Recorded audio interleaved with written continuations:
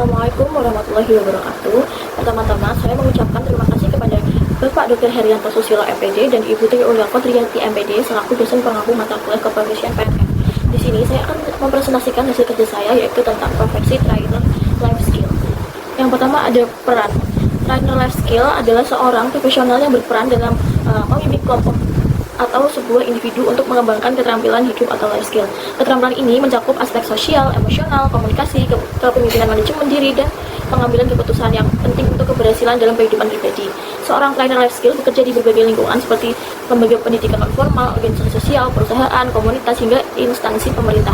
Mereka membantu peserta mengembangkan keterampilan agar lebih siap menghadapi tantangan hidup baik dalam konteks pekerjaan, interaksi sosial, maupun kesejahteraan mental. Lalu yang kedua ada tugas trainer life skill. Tugas utama seorang trainer life skill meliputi yang pertama ada merancang dan mengembangkan materi pelatihan dengan menyesuaikan materi dengan kebutuhan peserta, yaitu remaja, pekerja, komunitas, rentan, atau dan lain-lain, dapat menggunakan metode pembelajaran yang inovatif dan interaktif. Lalu yang kedua, menyampaikan pelatihan secara efektif. Di sini bisa menggunakan teknik komunikasi yang baik agar peserta dapat memahami dan menginternalisasi keterampilan hidup yang diajarkan dengan menggunakan pendekatan berbasis pengalaman atau experiential learning seperti diskusi, studi kasus, simulasi, dan role playing. Lalu yang ketiga ada membimbing dan memberikan umpan balik kepada peserta dengan cara mengidentifikasi kebutuhan individu dalam mengembangkan keterampilan hidup, memberikan saran dan motivasi agar peserta lebih percaya diri dalam menerapkan keterampilan yang dipelajari. Lalu yang keempat ada mengevaluasi keberhasilan program dengan cara mengukur efektivitas pelatihan melalui survei, observasi, atau wawancara, lalu menyesuaikan metode pelatihan agar lebih efektif dan sesuai dengan kebutuhan para peserta. Lalu yang kelima ada beradaptasi dengan perkembangan teknologi dan tren pendidikan. Dapat menggunakan teknologi digital untuk meningkatkan efektivitas pelatihan seperti e-learning, webinar, dan lain-lain untuk mengikuti perkembangan terkini dalam psikologi pendidikan, pedagogi, dan strategi pelatihan. Lalu yang selanjutnya ada tantangan dalam profesi trainer life skill. Yang pertama ada tantangan dalam menyesuaikan metode dan beragam peserta. Peserta pelatihan memiliki latar belakang, pengalaman, dan tingkat pemahaman yang berbeda. Dibutuhkan pendekatan yang fleksibel dan inklusif agar materi dapat diterima dengan baik. Lalu yang kedua ada kurangnya kesadaran akan pentingnya life skill. Banyak individu dan organisasi masih menganggap keterampilan hidup kurang penting dibandingkan keterampilan teknis. Jadi trainer perlu mampu meyakinkan peserta dan memampu kepentingan tentang nilai keterampilan ini. Lalu yang ketiga ada minimnya standarisasi dalam program pelatihan. Tidak semua program memiliki standar yang jelas dalam pengukuran keberhasilan pelatihan. Trainer harus mengembangkan metode evaluasi yang efektif agar pelatihan berdampak nyata. Lalu yang keempat ada persaingan dengan sumber belajar digital. Dengan munculnya berbagai kursus online dan platform pembelajaran digital bisa menjadi tantangan bagi trainer konvensional. Trainer perlu mengadaptasi teknologi dalam pembelajaran agar tetap relevan. Lalu yang selanjutnya ada peluang di masa depan. Meskipun ada tantangan, profesi trainer life skill ini juga memiliki banyak peluang di masa depan. Yang pertama ada meningkatnya permintaan di dunia kerja. Banyak perusahaan yang menyadari bahwa keterampilan interpersonal dan kepemimpinan sangat pentingnya dengan keterampilan teknis.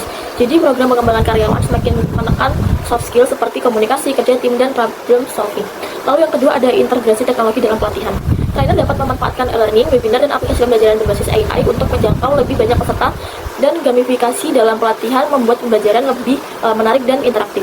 Lalu yang ketiga ada dukungan dari pemerintah dan organisasi internasional. Banyak program pemerintah dan organisasi seperti UNESCO, UNICEF, atau ILO yang mendukung pengembangan life skill bagi remaja, perempuan, dan kelompok rentan. Ini membuka peluang bagi trainer untuk bekerja sama dalam proyek skala nasional maupun internasional. Lalu yang keempat ada peluang menjadi konsultan atau entrepreneur di bidang life skill. Trainer life skill dapat membuka usaha sendiri dengan menyediakan program pelatihan untuk sekolah, perusahaan, atau komunitas. Dengan membangun personal branding dan portofolio yang baik, seorang trainer bisa mendapatkan klien dari berbagai sektor. Di slide selanjutnya ada integrasi teknologi dalam profesi trainer life skill. Yang pertama ada pengaruh teknologi terhadap profesi trainer life skill. Yang pertama ada e-learning dan learning management system atau LMS. Trainer kini dapat menggunakan platform seperti Moodle, Google Classroom, dan Talent LMS untuk menyediakan pelatihan jarak jauh. Jadi peserta dapat belajar kapan saja dan dari mana saja untuk meningkatkan aksesibilitas dan efektivitas pelatihan. Lalu yang kedua ada Actuarial Intelligence atau AI dalam pelatihan. AI dapat digunakan untuk menganalisis kebutuhan peserta dan memberikan rekomendasi materi yang sesuai. Chatbot dan asisten virtual dapat membantu dalam memberikan feedback secara real time. Lalu yang ketiga ada penggunaan media digital dan gamifikasi. Trainer dapat mengembangkan modul pelatihan berbasis video, podcast, atau infografis interaktif untuk meningkatkan keterlibatan peserta. Gamifikasi penggunaan elemen permainan dalam pembelajaran seperti leaderboard, badge, dan tantangan dapat meningkatkan motivasi peserta. Lalu yang kedua ada trainer life skill beradaptasi dengan teknologi. Yang pertama menguasai teknologi digital untuk pelatihan. Jadi dapat memanfaatkan LMS dan e-learning dalam penyampaian materi dengan menggunakan platform webinar seperti Zoom, Microsoft Teams, atau Webex untuk pelajaran dari jarak jauh. Lalu yang kedua ada cara trainer life skill beradaptasi dengan teknologi. Jadi yang pertama ada menguasai teknologi digital untuk pelatihan. Dengan memanfaatkan LMS dan e-learning dalam penyampaian materi, jadi dapat menggunakan platform webinar seperti Zoom, Microsoft Teams, atau Webex untuk pelatihan jarak jauh. Lalu yang kedua ada mengembangkan konten digital yang menarik.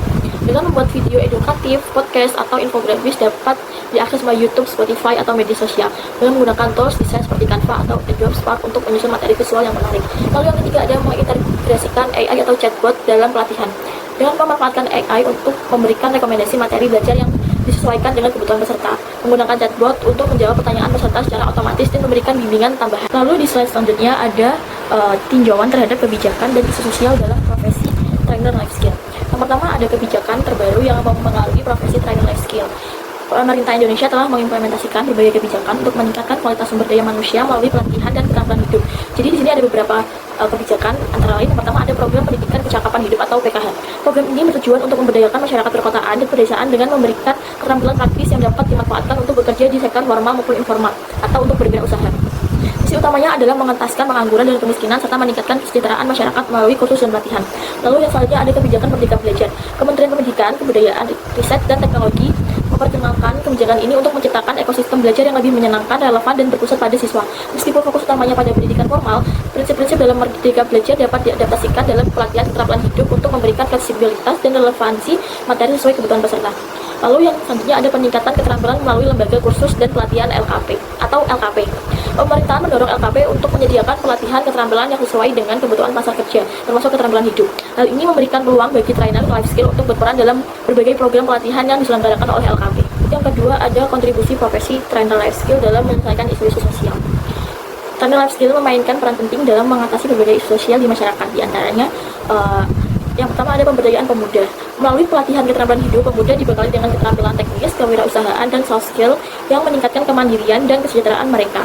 Contohnya, pelatihan bagi Karang Taruna di Muara Gembong, Kabupaten Bekasi yang bertujuan meningkatkan kemandirian finansial dan sosial pemuda serta kontribusi pada pengembangan masyarakat setempat. Lalu yang kedua ada pencegahan kekerasan terhadap anak dan remaja. Pelatihan keterampilan hidup dapat menjadi strategi efektif dalam mencegah, menangani, dan menanggulangi kekerasan. Dengan meningkatkan pengetahuan sifat dan keterampilan remaja, mereka lebih mampu melindungi diri sendiri dari berbagai bentuk kekerasan. Lalu yang selanjutnya ada rehabilitas narapidana. Pendidikan keterampilan hidup bagi narapidana membantu mereka menjadi individu yang berguna, aktif, dan produktif dalam masyarakat setelah bebas. Ini merupakan langkah penting dalam proses reintegrasi sosial dan mengurangi angka residivisme. Dan selanjutnya ada keterampilan yang dibutuhkan di masa depan. Yang pertama ada keterampilan digital dan teknologi. Pemanfaatan e-learning dan learning management system atau LMS dengan menggunakan platform seperti Google Classroom, Moodle, dan Talent LMS untuk menyelenggarakan pelatihan online. Lalu ada desain konten digital, mampu membuat video edukatif, podcast, infografis, dan melalui interaktif menggunakan tools seperti Canva, Adobe Spark, dan CapCut. Lalu ada penggunaan AI dan data analitis. Menggunakan AI untuk personalisasi pelatihan dan menganalisis data pembelajaran guna meningkatkan efektivitas program. Lalu yang kedua ada keterampilan fasilitas dan komunikasi efektif, seperti public speaking dan storytelling. Menggunakan teknik komunikasi yang inspiratif untuk membuat pelatihan lebih menarik. Lalu ada membangun interaksi dan engagement, menggunakan teknik diskusi, role play, dan gamifikasi untuk meningkatkan partisipasi peserta. Lalu yang ketiga ada keterampilan coaching dan mentoring. Teknik coaching berbasis solusi, membantu peserta mengidentifikasi masalah dan menemukan solusi sendiri. Lalu ada memberikan feedback yang membangun dengan menyampaikan umpan balik dan positif dan konstruktif agar peserta terus berkembang. Lalu ada motivasi, mampu menginspirasi peserta agar lebih percaya diri dan mampu mengembangkan potensinya. Lalu yang keempat ada keterampilan adaptasi dan problem solving. Adaptasi terhadap tren dan kebutuhan industri. Untuk mengikuti perkembangan tren, keterampilan yang dibutuhkan di dunia kerja dan masyarakat. Lalu ada critical thinking dan problem solving. Dapat membantu peserta menghadapi tantangan kehidupan dengan cara berpikir kreatif dan solutif. Lalu ada manajemen krisis. Untuk menangani situasi tak terduga dalam pelatihan seperti perbedaan latar belakang peserta atau kendala teknis dalam pembelajaran online. Lalu yang kelima ada keterampilan manajemen dan kewirausahaan. Manajemen program pelatihan seperti merancang, mengelola, dan mengevaluasi efektivitas program pelatihan. Lalu ada networking, kemitraan, membangun koneksi dengan pemerintah, perusahaan, dan komunitas untuk memperluas dampak program. Lalu yang keenam ada keterampilan pemahaman sosial dan budaya. Ada inklusivitas dan keberagaman, dengan memastikan bahwa pelatihan dapat diakses oleh semua lapisan masyarakat termasuk kelompok rentan. Lalu ada kesadaran sosial dan emosional intelligence, memahami latar belakang peserta dan menciptakan lingkungan belajar yang nyaman. Lalu ada pemberdayaan komunitas, dengan mampu menggerakkan masyarakat untuk bersama-sama meningkatkan kualitas hidup mereka. Ada keterkaitan profesi trainer life skill dengan SDG. Yang pertama ada SDG 4, yaitu pendidikan berkualitas, menjamin pendidikan yang inklusif dan berkualitas serta mendorong kesempatan belajar sepanjang hayat untuk semua. Yang pertama ada peningkatan keterampilan hidup atau life skill education. Trainer life skill membantu masyarakat memperoleh keterampilan sosial, komunikasi, manajemen diri, dan problem solving yang penting dalam kehidupan sehari-hari dan dunia kerja. Lalu ada pendidikan non formal yang inklusif melalui pelatihan life skill. Kelompok rentan seperti anak putus sekolah, penyandang disabilitas, dan perempuan di daerah terpencil dapat memperoleh akses ke pendidikan dengan relevan dengan kebutuhan mereka. Lalu ada pelatihan berbasis teknologi. Trainer life skill beradaptasi dengan tren digital, mengajarkan literasi digital, e-learning, dan pemanfaatan teknologi dalam kehidupan dan pekerjaan. Lalu yang kedua ada SDG 8, pekerjaan layak dan pertumbuhan ekonomi, mempromosikan pertumbuhan ekonomi yang berkelanjutan, pekerjaan layak, dan kesempatan kerja bagi semua. Dengan cara yang pertama ada meningkatkan kesiapan kerja dan kewirausahaan. Trainer life skill membantu individu mengembangkan keterampilan kerja seperti komunikasi, teamwork, berpikir kritis, dan kepemimpinannya yang sangat dibutuhkan di dunia kerja. Lalu ada pelatihan kewirausahaan dan kemandirian ekonomi. Trainer membekali peserta dengan keterampilan bisnis, manajemen usaha, dan pemasaran digital sehingga mereka dapat menciptakan peluang kerja sendiri melalui wirausaha. Lalu ada pemberdayaan tenaga kerja muda dan pelatihan bagi kaum muda untuk meningkatkan daya saing mereka di pasar tenaga kerja dan mengurangi angka pengangguran dan meningkatkan kesejahteraan ekonomi. Lalu yang ketiga ada SDG 10, mengurangi ketimpangan dalam antar negara dengan cara meningkatkan akses pelatihan untuk kelompok rentan.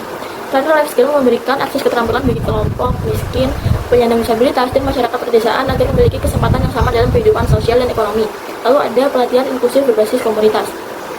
Melalui metode pembelajaran berbasis komunitas, pelatihan life skill dapat menjangkau kelompok marginal dan memberikan mereka keterampilan untuk meningkatkan kualitas hidup. Selanjutnya ada refleksi diri dan rencana karir. Saya tertarik menekuni profesi trainer life skill karena memiliki dampak besar dalam memberdayakan individu dan komunitas. Untuk mengembangkan diri di bidang ini, saya berencana mengikuti pelatihan dan sertifikasi profesional, memperdalam keterampilan digital dan fasilitasi, serta membangun pengalaman dengan menjadi fasilitator di berbagai program pelatihan. Saya juga akan memperluas jaringan dengan komunitas trainer dan organisasi sosial, serta mengembangkan modul pelatihan yang relevan. Dalam jangka panjang, saya ingin berkontribusi lebih luas dan menciptakan program pelatihan inovatif yang dapat meningkatkan keterampilan hidup dan kesejahteraan masyarakat. Sekian presentasi dari saya. Kurang lebihnya mohon maaf jika ada salah kata. Mohon dimaafkan. Wassalamualaikum warahmatullahi wabarakatuh.